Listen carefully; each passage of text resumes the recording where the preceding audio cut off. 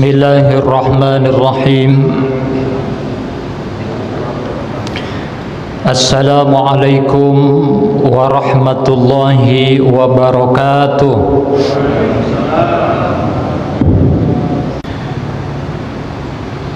Bismillahilladzi la yadurru ma'asmihi syai'un fil ardi wala fis samai wa huwas sami'ul alim. Bismillah walhamdulillah wala haula wala quwwata illa billah. Asyhadu an la ilaha illallah wahdahu la syarikalah wa asyhadu anna Muhammadan abduhu wa rasuluhu la nabiyya ba'da. Allahumma fasalli wa sallim wa barik ala sayyidina Muhammadin wa ala alihi wa ashabihi ajma'in, amma ba'du. Faya ayyuhal hadirun ittaqullaha haqqa tuqatih wa la tamutunna illa wa antum muslimun. Wa qala Allah ta'ala fi kitabihil karim, a'udzu billahi minasy syaithanir rajim. Bismillahirrahmanirrahim.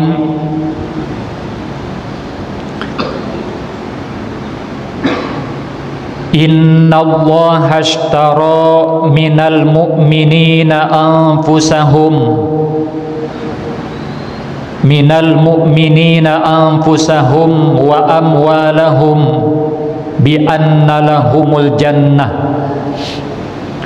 Wa qala aidan, bismillahirrahmanirrahim, innal ladzina yatluna kitaballahi wa aqamus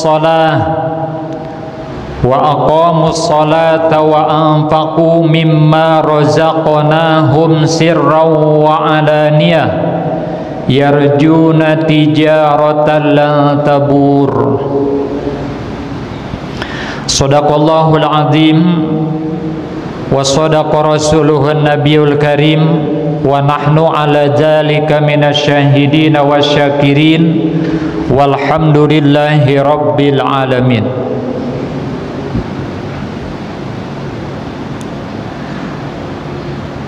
Mengawali pagi hari ini,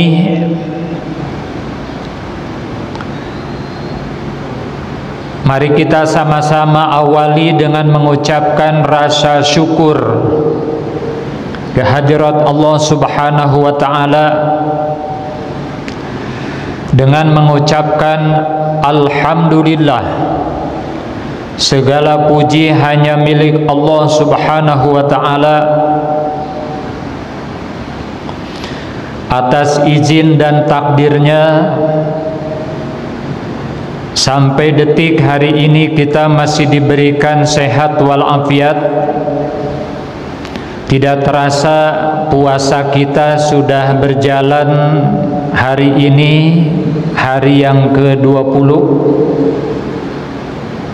berarti sudah di babak final.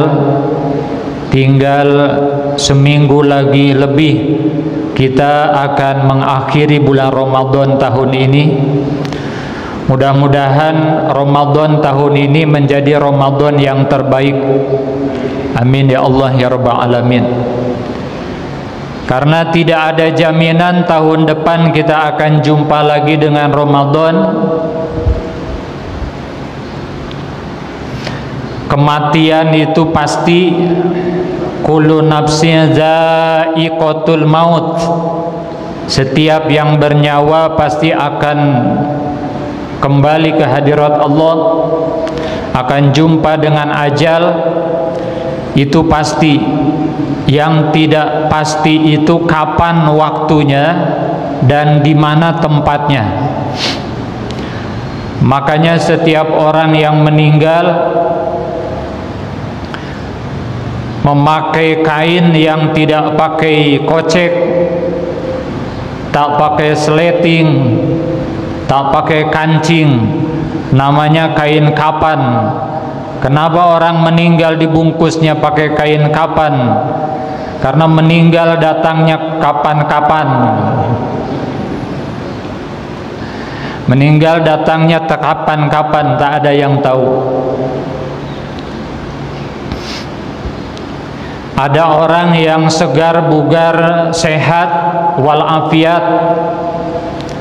Perbedaan sehat dengan afiat itu, Pak Ali, kalau sehat itu lebih luas. Masjid ini sehat gitu. Jadi bukan hanya badan. Tapi kalau afiat itu berkaitan dengan penyakit. Kalau sehat lebih luas. Ada yang masih muda, segar, bugar, meninggal. Malah informasinya di Indonesia ini cas yang banyak meninggal itu katanya itu usia muda,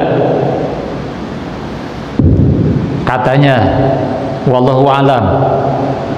Karena kecelakaan di jalan itu kalau nanya dengan Polantas, siapa yang bawa motor kecepatan 120 cc nabrak tiang listrik, itu kan anak muda. Jarang kakek-kakek umur 80 tahun bawa motor 120 cc, itu jarang.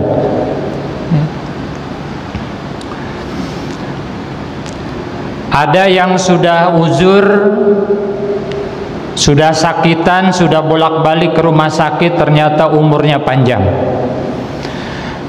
Alhamdulillah pagi hari ini kita masih diberikan kesempatan oleh Allah untuk hadir menunaikan kewajiban kita sholat subuh berjamaah di masjid yang kita cintai ini. Sholat subuh ini kalau di dalam Al-Quran surah Bani Israel dia lebih eksplisit, Pak, lebih terperinci gitu, lebih terpisah dari sholat-sholat yang lain. Kalau yang lain aqimis sholata liduluki syamsi ila ghosaqil lail, dirikan sholat dari mulai tergelincir matahari sampai malam. Itu kan banyak sholatnya itu, bisa sholat zuhur, bisa asar, bisa maghrib, bisa isya. Dirikan sholat dari mulai tergelincir sampai malam. Tapi kalau sholat subuh itu terpisah dia. Wa Qur'anal fajri. Para ahli tafsir menafsirkan bahwa di situ adalah sholat subuh. Wa Qur'anal fajri kana masyhuda. Sholat subuh disaksikan oleh para malaikat Allah. Mudah-mudahan kehadiran kita ini bagian daripada jihad di jalan Allah Subhanahu wa ta'ala. Karena ada 3 golongan yang termasuk jihad. Jihad itu artinya berjuang, bersungguh-sungguh. Jihad di jalan Allah itu jangan sampai disalah-artikan. Karena ada yang mengartikan bawa rangsel pergi ke jalan Tamrin, kalau diledakkan di jalan Tamrin. Makanya kata Ustadz Adi Hidayat, kata beliau, jihad itu bukan di jalan Tamrin, jihad itu di jalan Allah. Siapa yang berjihad di jalan Allah? Di antaranya ada hadis, kata Rasulullah, ada 3 golongan orang yang termasuk jihad di jalan Allah. Siapa yang 3 golongan yang termasuk jihad di jalan Allah ini? Yang pertama, orang yang termasuk jihad berjuang di jalan Allah adalah mereka yang senantiasa pergi pagi pulang sore pergi pagi pulang malam, turun dari rumah bekerja mencari nafkah untuk keluarganya, itu di jalan Allah. Mana dalilnya? Rasulullah bersabda dalam hadis beliau riwayat At-Tabrani, in kana kharaja yas'a ala ahlihi fa fi sabilillah. In kana kharaja, jika dia bekerja untuk keluarganya mencari nafkah, ala ahlihi untuk keluarganya, fa fi sabilillah, maka dia berada di jalan Allah Subhanahu wa taala. Siapa yang mencari nafkah, suami yang turun dari rumah, itu di jalan Allah. Maka ketika kita turun dari rumah mencari nafkah, nawaitu, niatin bismillahi tawakkaltu 'ala Allah la haula wala quwata illa billahil aliyyil azim.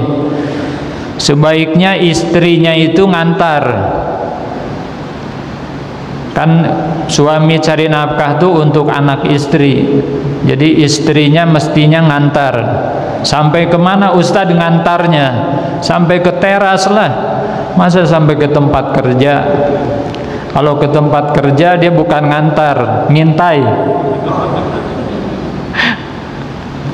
Antar sampai ke teras itu, dicium tangan suaminya, didoakan sampai suaminya pergi. Kalau perlu dorong doa, bacakan ayat kursi supaya selamat. Beres suaminya pergi, ngambil air wudhu, istrinya langsung sholat duha, dibantu suaminya dengan doa istrinya yang solihah, supaya suaminya diberikan kemudahan, kelancaran dalam mencari nafkahnya. Orang yang mencari nafkah, kata baginda Rasul, fa fi sabilillah, di jalan Allah. Maka alhamdulillah bapak-bapak yang tetap hari ini masih semangat walaupun di bulan Ramadan untuk mencari nafkah, walaupun THR belum nampak, kita masih tetap semangat untuk mencari nafkah bagi anak istri kita, mereka yang menunggu di rumah, yang senantiasa mengharapkan keberhasilan dari suaminya. Lalu siapa yang kedua yang disebut kata Rasulullah di jalan Allah, jihad? Yang kedua yang termasuk jihad di jalan Allah, kata baginda Rasulullah sallallahu alaihi wasallam, adalah man kharaja fi talabil ilmi. Barang siapa yang keluar dari rumah untuk mencari ilmu, barang siapa yang turun dari rumah untuk mencari ilmu, fi talabil ilmi, fahuwa fi sabilillah, maka dia di jalan Allah, hatta yarji'a, sampai dia pulang, sampai dia kembali. Jadi putra putri bapak yang pergi ke pesantren, yang ke pondok-pondok tahfidz, yang ke pondok-pondok pesantren, itu mereka lagi di jalan Allah. Oleh karena itu kita sebagai orang tuanya, mempunyai anak yang mondok itu punya aset besar, karena merekalah yang akan mendoakan orang tuanya walaupun orang tuanya telah wafat. Karena ada hadis Rasulullah, apabila meninggal anak Adam, putus segala amalnya. Yang putus amalnya itu siapa? Yang putus itu yang meninggalnya. Yang meninggalnya yang putus. Kecuali yang tiga, dia pahalanya tidak akan putus. Siapa yang tidak akan putus yang tiga itu? Yang pertama, sedekah jariyah. Yang kedua, ilmu yang bermanfaat. Yang ketiga, meninggalkan anak yang soleh. Kewajiban mendidik anak itu sebenarnya bukan kewajiban ustadz, mohon maaf. Pada awalnya ya, pada awalnya itu bukan kewajiban ustadz, itu pada awalnya itu kewajiban orang tua. Min haqqil waladi 'alal walidi salah satu asya'a. Hak anak dari orang tua itu kan ada 3. Yang pertama, ayyuhsina ismahu idza walada. Hak anak itu dari orang tua, yang pertama, orang tua memberi nama kepada anak ketika anak itu lahir. Yang kedua, wa yu'allimuhul kitab, mengajarkan Al-Qur'an, mengajarkan Alkitab, mengajarkan ilmu agama. Dan yang ketiganya, wa yuzawwijahu idza adroka, menikahkannya ketika dia sudah baligh. Itu hak anak dari orang tua. Yang pertama, memberi nama. Tak boleh sembarangan Pak Ali ngasih nama anak itu. Sekarang ini kan suka sembarangan ngasih nama anak itu. Kadang-kadang orang tuanya kerja di kantor pos, nama anaknya Suratman, tukang nganter-nganter surat. Orang tuanya jualan gas, nama anaknya Gaston. Supaya hati-hati ngasih nama anak itu. Makanya kalau dalam syariat Islam itu kan kita sampai memberi nama itu ditunggu sampai sekalian dipotong rambut, sekalian diakikahkan, sekalian tasmi, di tahnik ya. Itu 7 harinya biasanya itu, supaya hati-hati memberi namanya. Dan itu pun sesuai dengan masukan-masukan dari orang yang paham. Jangan gara-gara baca Quran lalu dia tidak nanya sama orang yang ngerti, nama anaknya Muhammad Fir'aun. Fir'aun banyak sekali disebut di Quran tuh, lebih banyak Fir'aun Pak Ustadz Ali daripada nama Nabi Muhammad. Kalau Nabi Muhammad tuh kan disebutnya di Quran tuh cuman berapa kali aja, cuma 6 kali aja kalau nggak salah. Tapi kalau Fir'aun tuh banyak kali. Tapi jangan sampai salah ngasih nama anak, namanya Muhammad Korun. Hati-hati. Yang keduanya, mengajarkan anak Al-Quran. Makanya saya berharap orang tua yang menyuruh anaknya ngaji di TPQ, di TPA, itu di tempat saya Pak Ustadz Ali, itu saya tak terima anak yang datang ngaji kalau tidak diantar orang tuanya. Dan dulu di pesantren pun begitu, disuruh pulang lagi mesti diantar orang tuanya. Ya, alasan orang tuanya kan banyak. Alasannya karena waktu tak ada, padahal tak pandai. Orang tuanya kan alasannya waktu tak ada, Ustadz tolong ajarin. Mudah-mudahan di sini tidak disepelekan, karena banyak juga di tempat lain yang kasihan kan, kalau belajar bahasa Inggris 1 juta 1 bulan pun dibayar. Belajar matematika, pelajaran umum berapapun dibayar. Tapi kalau pelajaran baca Quran, ngajar ngaji 50.000, 70.000 pun susahnya minta ampun. Sampai kurus ustad-ustad. Padahal ini yang bekal dunia akhirat itu. Jangan sampai orang tuanya meninggal, yang talkinkan siapa? Yang talkinkan kan anaknya. Jangan sampai orang tuanya meninggal, yang baca Yasin MP3. Anaknya yang baca Yasin, baca Fatihah. Syukur-syukur anaknya yang memandikan. Ketika anaknya dulu masih kecil, orang tuanya yang mandiin, ratusan kali dimandiin orang tuanya. Orang tuanya kan tidak minta banyak, cukup 1 kali saja dimandiin pas waktu dia meninggal. Oleh karena itu bersyukur punya anak yang sekarang lagi mondok, lagi di pesantren, atau mungkin di sini ada TPQ. Alhamdulillah, mudah-mudahan anak-anak kita soleh-solihah. Amin ya Allah ya Rabbal Alamin. Yang ketiga, siapa orang yang jihad di jalan Allah? Yang pertama, orang yang jihad di jalan Allah itu tadi yang bekerja mencari nafkah. Yang kedua, yang menuntut ilmu. Yang ketiga adalah orang yang senantiasa memakmurkan masjid-masjid Allah Subhanahu wa ta'ala. Innama ya'muru masajid Allah man amana billahi wal yaumil akhir. Kalau dalam hadisnya begini, man ja'a masjidi hadza lam ya'tihi ilal khair yata'allamuhu aw yu'allimuhu fahuwa bimanzilati mujahidi fi sabilillah. Hadis riwayat Ibnu Majah. Saya pakai teks takut salah baca, Ustaz. Man ja'a masjidi, barang siapa yang mendatangi masjidku gitu.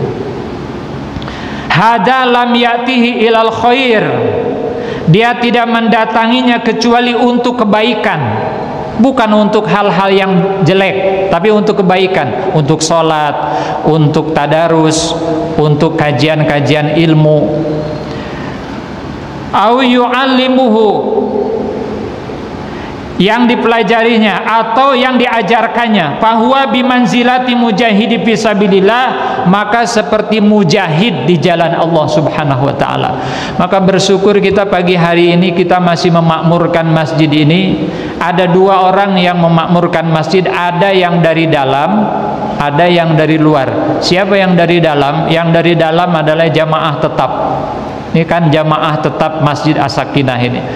Ada yang dari luar, dia bukan orang sini, tapi ada rezeki lebih. Pak Ustadz Ali, ini saya ada rezeki untuk Masjid As-Sakinah. Itu pun memakmurkan masjid juga. Kadang-kadang nggak mau disebut namanya, tak usah disebut namanya, nggak bagus, tulis saja hamba Allah, tapi alamat lengkap plus dengan nomor HP-nya. Saya mendengar ceramah Kiai Haji Profesor Dr. Kiai Haji Didin Hafidudin, beliau ketua Bajnas Pusat. Kata beliau, sebenarnya baik sih pakai nama hamba Allah kalau ada yang mewakafkan atau bersedekah atau berinfak, itu baik. Cuman untuk mendeteksi administrasi agak susah, karena hamba Allah ini namanya nggak tahu siapa gitu. Siapa hamba Allah ini? Pak Ustadz takut ria. Sebenarnya yang tahu ria dengan tidak kan hanya diri dia dengan Allah. Yang tahu ria itu kan hanya dirinya dengan Allah. Cirinya orang yang ria, kalau dia nyebut-nyebut diulang-ulang terus, itu ria.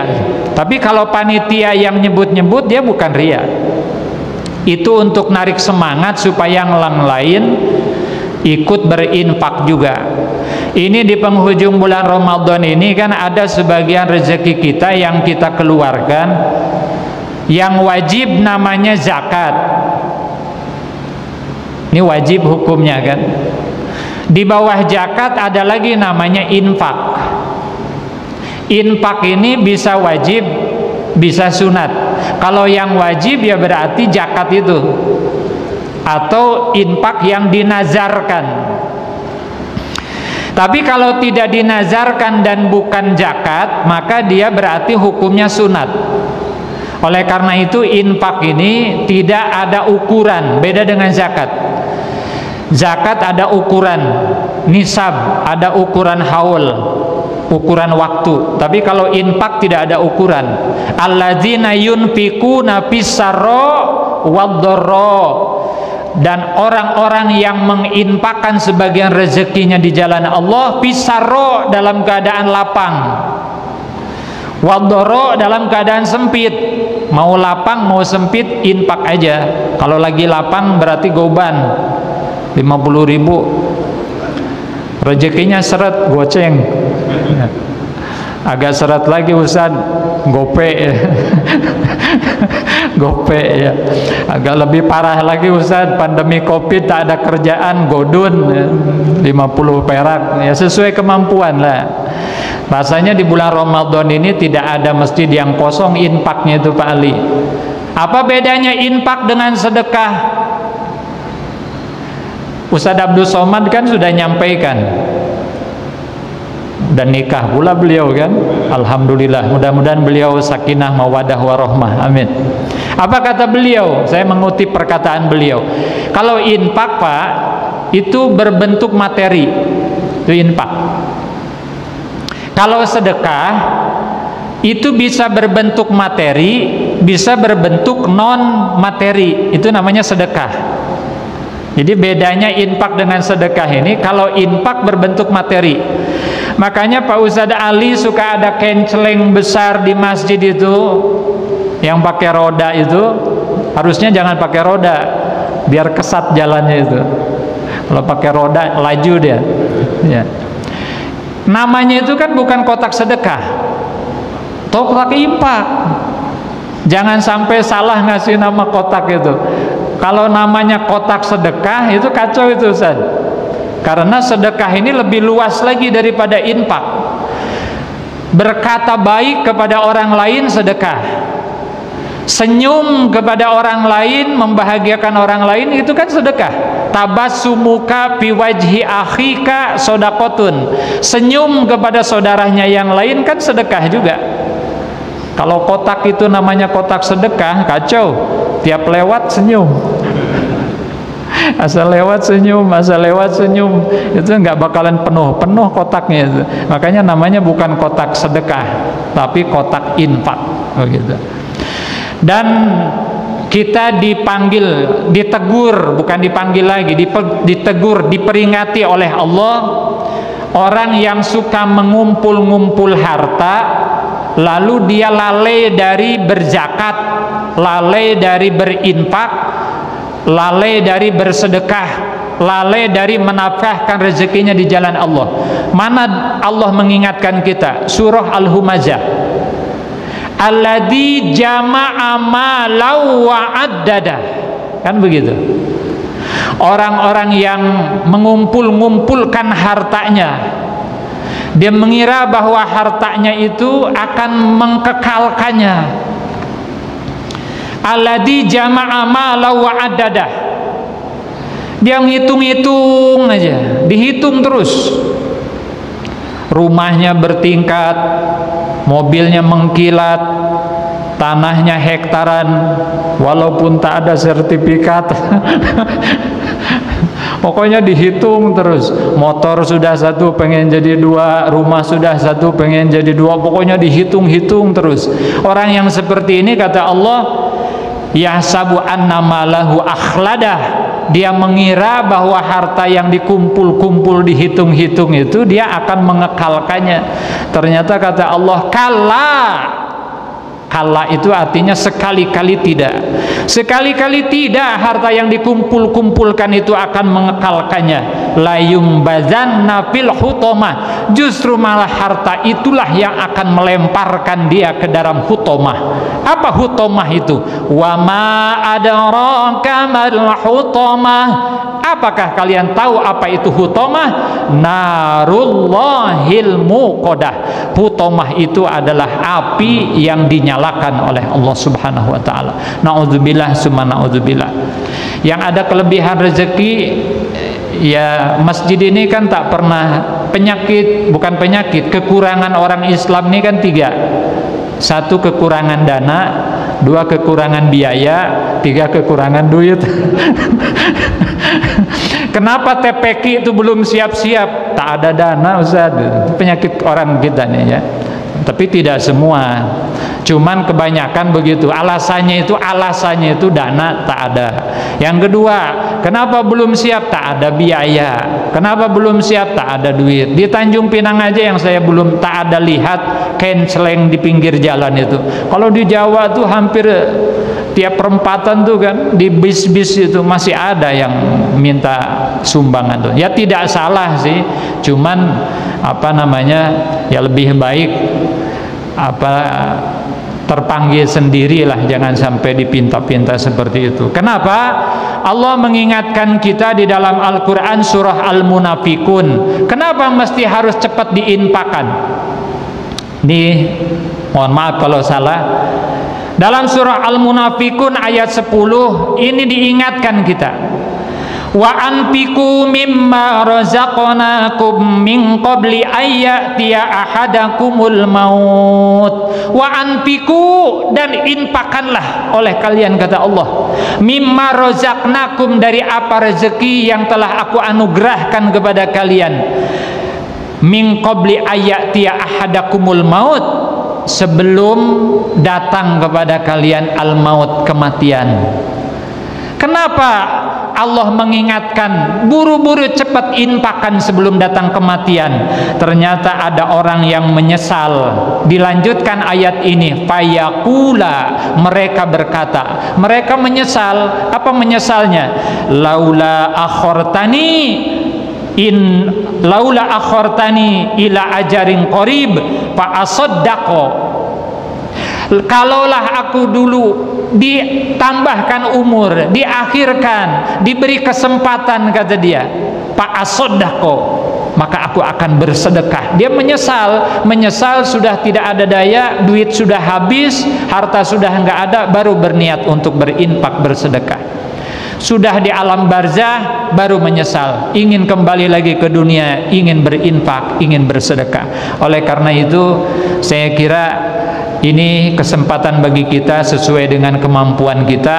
Mudah-mudahan apa yang Allah berikan kepada kita, inilah yang sering saya sampaikan, bahwa apa yang kita lakukan di dunia ini, Pak Ustadz Ali, itu adalah ada tijaroh, ada jual beli kita.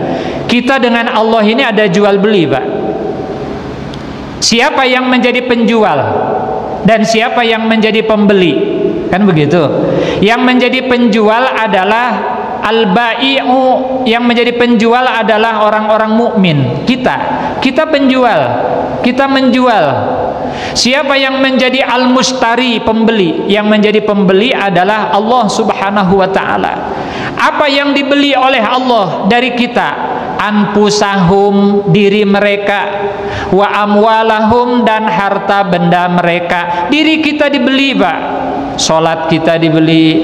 Ini Bapak duduk sejenak menjelang waktu isyraq nih, duduk kita ini dibeli oleh Allah, walaupun resikonya besar. Ceramah beres sholat subuh, habis sahur, ini kan resikonya besar, ya.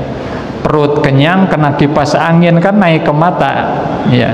Jangankan yang dengar ceramah, yang ceramah saja nengok jamaah itu antara ada dan tiada. Nengok jamaah itu antara ada dan tiada, ya, resikonya besar, Ustaz Ali, ya.